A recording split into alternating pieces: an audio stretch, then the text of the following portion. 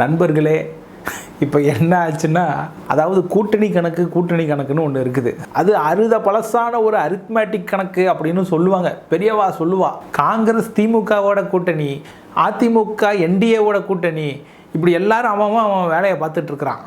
ஆனால் அண்ணன் யாரு கூட கூட்டணி வச்சிருக்காரு தெரியுமா? யாரு கூடன்றீங்க?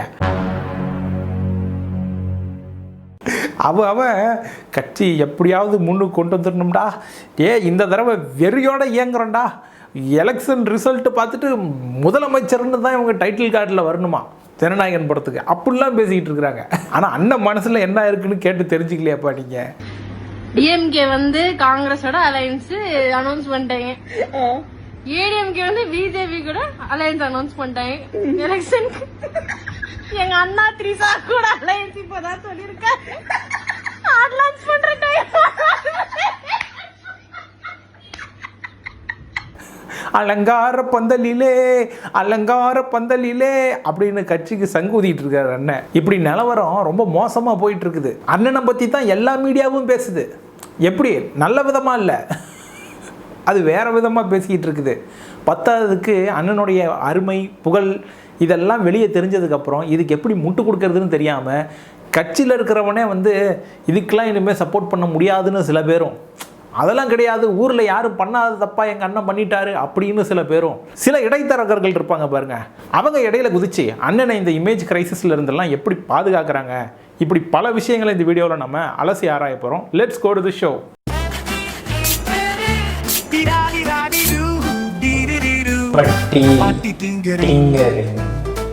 முன்கதை சுருக்கம். அதாவது சங்கீதா 27 வருடம் விஜயோட வாழ்ந்திருக்காங்க. அவங்களுடைய 2 குழந்தைகளை பெற்று வளர்த்து ஆளாக்கியிருக்காங்க. இப்போது விஜய்க்கு வேற ஒரு நடிகையோடு தொடர்பு இருக்கிறது, இது எனக்கு மன உளைச்சலை ஏற்படுத்துது, குழந்தைங்களுக்கு மன உளைச்சலை ஏற்படுத்துது அப்படின்னு சொல்லியிருக்காங்க தன்னுடைய மனுவில். விவாகரத்து கேட்டிருக்காங்க. அவங்களுடைய ப்ரேயரே என்னென்னா, விவாகரத்து கோர்றது, மெயின்டெனன்ஸு, அந்த கேஸ் முடிகிற வரைக்கும். தற்போது அவங்க நீலாங்கரையில் வீட்டில் தங்கிட்டு இருக்காங்க பார்த்தீங்களா, இங்கே அவங்க வசிக்கிறதுக்கான உரிமையை உறுதிப்படுத்தணும் அப்படின்றது தான் ப்ரேயர்.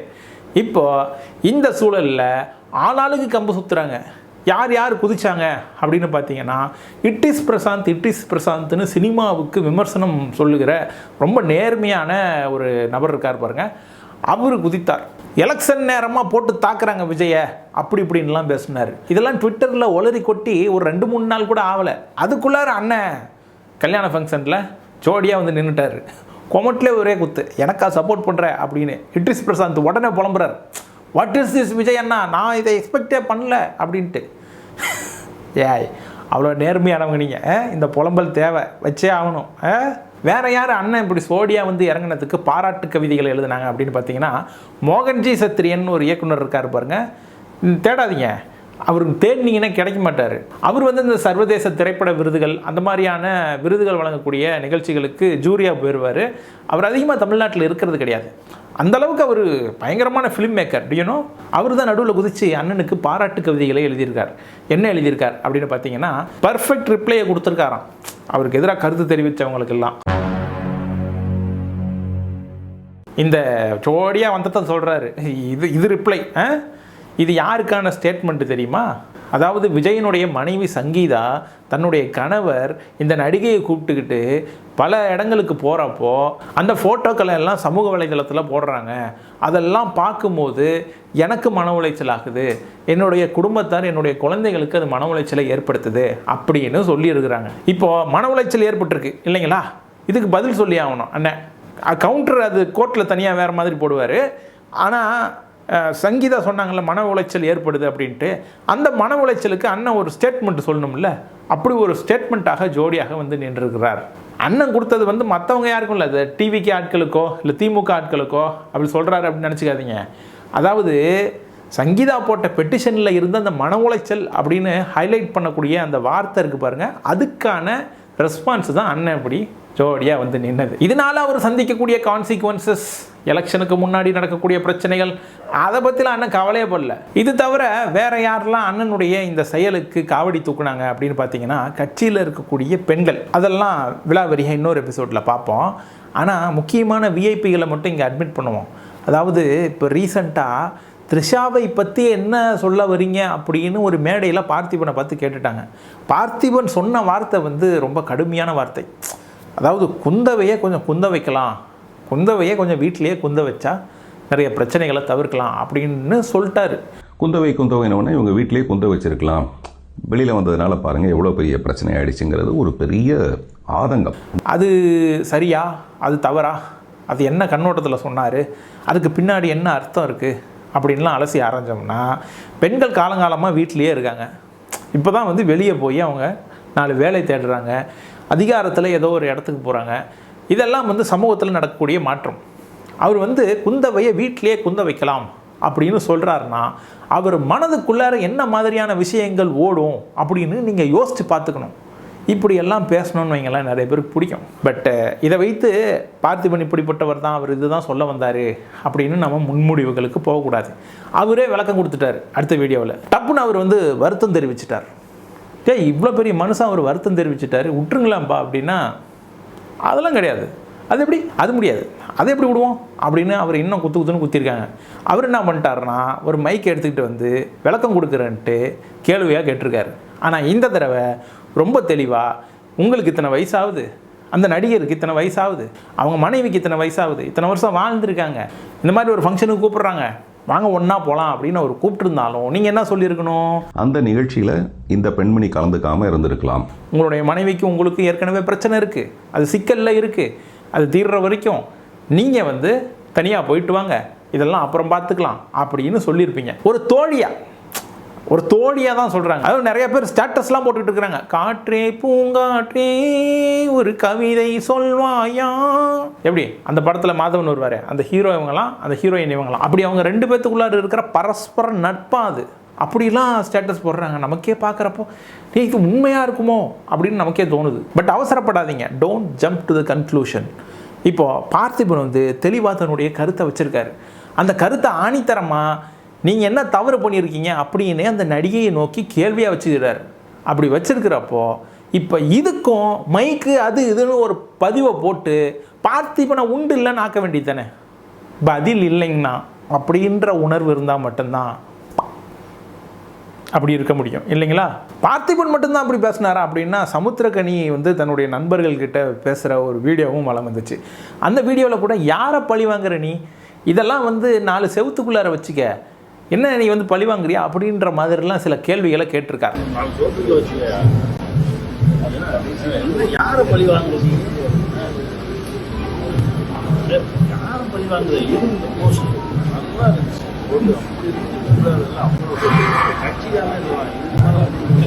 இப்படி சில பேர் கிழிச்சிக்கிட்டு இருக்கிறாங்க. சரி, இதெல்லாம் கூட விடுங்க, இதெல்லாம் வந்து தார்மீகமாக என் மனசில் பட்டதை நான் சொல்கிறேன் அப்படின்னு ஆர்வத்தில் அவங்க சொல்கிறது. ஆனால் ஒரு சில தரகர்கள் விஜயனுடைய இமேஜ் பாதிக்கப்படுது அப்படின்னு தெரிஞ்சு அவரை காப்பாற்றுற வேலையில் இறங்கியிருக்காங்கல்ல, அப்படிப்பட்ட இருவர் இருக்காங்க. அதான் அந்த வலைப்பேச்சில் வரக்கூடிய இந்த இருவர்கள், இந்த அந்தணன் பிஸ்மி, இவங்க 2 பேரும் தனித்தனி ரூட்டில் போய் இந்த வேலையை கச்சிதமாக செய்து முடிக்கிறார்கள். அதில் இந்த பிஸ்மின்றவர் என்ன சொல்கிறாருன்னா, அதாவது விஜயனுடைய அந்த நீலாங்கரை வீட்டில் ஜேசன், சங்கீதா எல்லாரும் கிரவுண்ட் ஃப்ளோரில் தங்கியிருக்காங்களாம். விஜய் வந்து ஃபர்ஸ்ட் ஃப்ளோரில் தங்கியிருக்காரு. விஜய் வந்து அவர் வீட்டில் ஃபர்ஸ்ட் ஃப்ளோரில் இருக்காரு. கிரவுண்ட் ஃப்ளோரில் சங்கீதாவும் அவங்க மகன் சஞ்சயும் வசிக்கிறாங்க. என்ன இப்போவும் பல வருடங்களாக இப்போவும் அங்கதான் இருக்காங்க. ஆனா விஜயே பாத்தீங்கன்னா ஒரு டிவியை பார்த்து தான் தனக்கு விவாகரத்து நோட்டீஸ் அனுப்பப்பட்டதே அவர் தெரிஞ்சுக்கிறாரு. ஃபர்ஸ்ட் ஃப்ளோரில் என்ன நடக்குதுன்றது கிரவுண்ட் ஃப்ளோரில் இருக்கிறவங்களுக்கு தெரியாது, கிரவுண்ட் ஃப்ளோரில் என்ன நடக்குதுன்றது ஃபர்ஸ்ட் ஃப்ளோரில் இருக்கிறவங்களுக்கு தெரியாது. ஏன்னா அது ஃபேமிலின்னா இப்படி தான் இருக்கும். இப்போ என்னன்னா, விஜயோடு பரஸ்பர நல்ல உறவில் இருக்கக்கூடிய சங்கீதா இப்படி ஒரு விவாகரத்து நோட்டீஸை கொடுத்தது, அது மட்டும் இல்லாமல் இப்படி ஒரு விவாகரத்து பெட்டிஷனை கோர்ட்டில் போய் போட்டது, இது எதுவுமே விஜய்க்கு தெரியாது. ஆனா விஜயே பாத்தீங்கன்னா ஒரு டிவியை பார்த்து தான் தனக்கு விவாகரத்து நோட்டீஸ் அனுப்பப்பட்டதே அவர் தெரிஞ்சுக்கிறாரு. அவர் திடீர்னு ரிமோட்டை இப்படி ஆன் பண்ணி டிவியில் பார்க்குறப்போ ஃப்ளாஷ் நியூஸ் ஓடுது. இப்படி ஓடுது, என்னடா இப்படி ஒரு விஷயம் இருக்கா அப்படின்ட்டு. சென்னையில் இருக்கக்கூடிய most of the advocates follow பண்ணக்கூடிய ஒரு முறையை சொல்கிறேன். அதாவது மேட்டர் வந்து கோர்ட்டுக்கு போகிறதுக்கு முன்னாடி லீகல் நோட்டீஸ் ஒன்று அனுப்புவாங்க. அந்த லீகல் நோட்டீஸில் பெருசாக எந்த ஒரு ரிப்ளையும் வரல, இல்லை அதில் திருப்தி ஏற்படலை அப்படின்னா அந்த மேட்டரை கோர்ட்டுக்கு எடுத்துகிட்டு போவாங்க. அது பெட்டிஷனாக போகும். ஆக்சுவலி பெட்டிஷனு டிசம்பரில் போட்டுக்கிறாங்க, 2025 டிசம்பரில். இந்த மேட்டர் லீக் ஆனது இப்போ தான் ஒரு 3 வாரத்துக்கு முன்னாடி. இப்போ நான் என்ன கேட்குறேன்னா, இதை யாரோ லீக் பண்ணிட்டாங்க, யாரே தெரிலப்பா, யாரோ லீக் பண்ணிட்டாங்க. லீகல் நோட்டீஸ் அனுப்புனது விஜய்க்கு தெரியாது. கிரவுண்ட் ஃப்ளோரில் இருக்காங்க அவங்க, இவர் ஃபர்ஸ்ட் ஃப்ளோரில் இருக்கார். கிரவுண்ட் ஃப்ளோர்லாம் என்னன்னு நினைக்கிறீங்க? அது நார்த் அமெரிக்கா. ஃபர்ஸ்ட் ஃப்ளோர் தான் ஈசிஆர் நீலாங்கரை. தெரியாதுங்களா உங்களுக்கு? எவ்வளோ பெரிய டிஸ்டன்ஸ் பார்த்தீங்களா? எவ்வளோ பெரிய டிஸ்டன்ஸு. இந்த டிஸ்டன்ஸ் இதை வந்து இணைக்கிறதுக்கான ஒரு பாலமாக செயல்படுகிறவர்கள் தான் இந்த பிஸ்மி அந்தணன். இவங்க 2 பேருக்கும் இதே தான் வேலை. அவங்களுடைய பிரச்சனையில் இதுதான் நடந்துச்சு, ஜெயம் ரவி மேட்டரில் இதுதான் நடந்துச்சு, இவங்க மேட்டரில் இதுதான் நடந்துச்சு, அவங்க வீட்டுக்குள்ளார இப்படி ஒரு சிக்கல் இருந்தது உங்களுக்கு தெரியுமா அப்படின்னு எல்லா மேட்டரும் எதோ வெத்தலை பார்க்கல மைய தடவி பார்த்து சொல்கிற மாதிரி சொல்லுவாங்க. இப்போ செங்கல்பட்டு நீதிமன்றத்தில் இந்த பெட்டிஷன் வந்து போடுறாங்க. அப்போ கேஸ் ஃபைல் ஆகும், கேஸ் நம்பர் ஆகும். அப்போ என்ன பண்ணுவாங்கன்னா, ரெஸ்பாண்டண்ட்டுக்கு ஒரு காப்பி கொடுக்கணும்.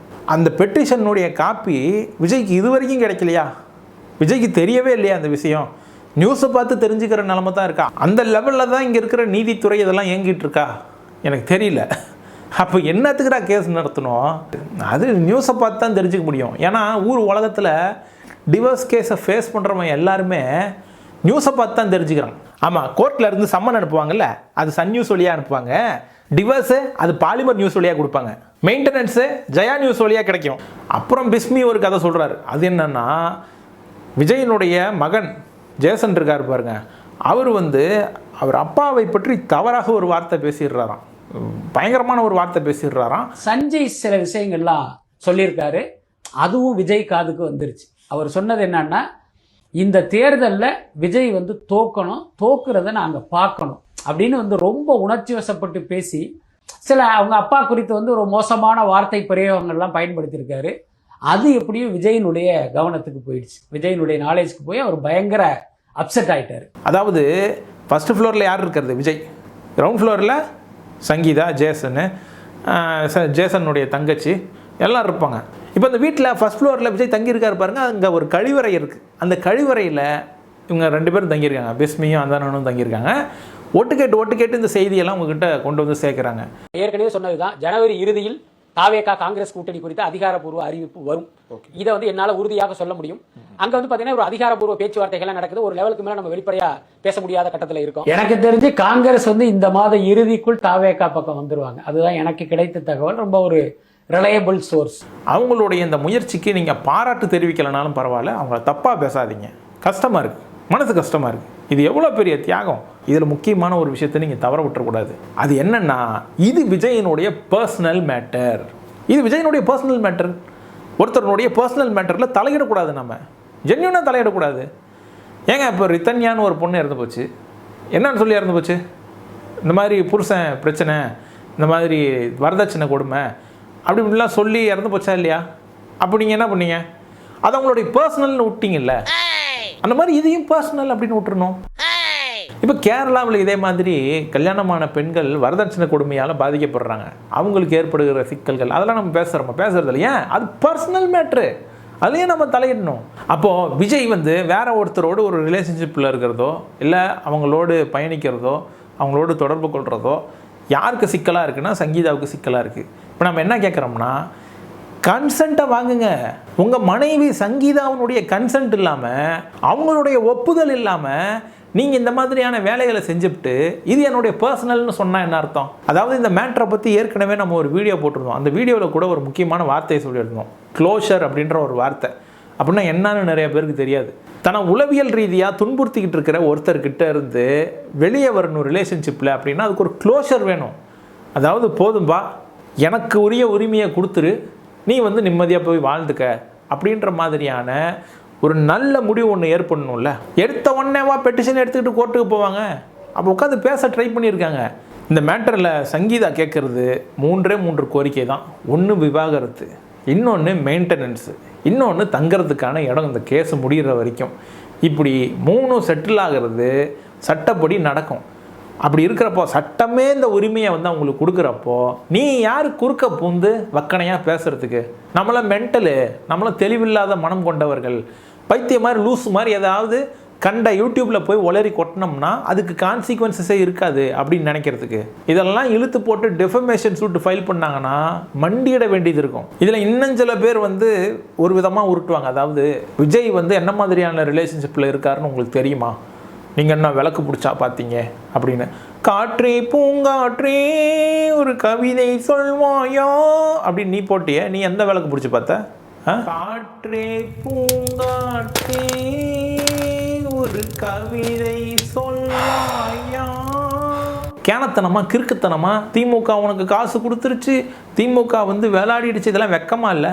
ஏன்னா நீங்கள் மதிக்கிற ஒரு தலைவர் அவர் வந்து நாட்டையே ஆள போகிறாரு, நாட்டில் இருக்கக்கூடிய பல பிரச்சனைகளை வேரோடு பிடுங்கி எறிய போகிறாரு. அவர் குடும்பத்தில் இருக்கிற பிரச்சனையை தீர்க்க முடியலங்கிறீங்க. கேட்டால் வந்து அவர் குடும்பத்தில் இருக்கிற ஆட்களையே வந்து திமுக தான் கண்ட்ரோல் பண்ணுதுங்கிறீங்க. ஏன்னா இதெல்லாம் வெக்கமா இல்லை? லூஸா நீங்கள்? இதெல்லாம் உன் தலைவனை நீயே அசிங்கப்படுத்திக்கிற மாதிரி இல்லை? இதுக்கு 200 ரூபா வாங்கிட்டு திமுக காரந்தான் வரணுமா?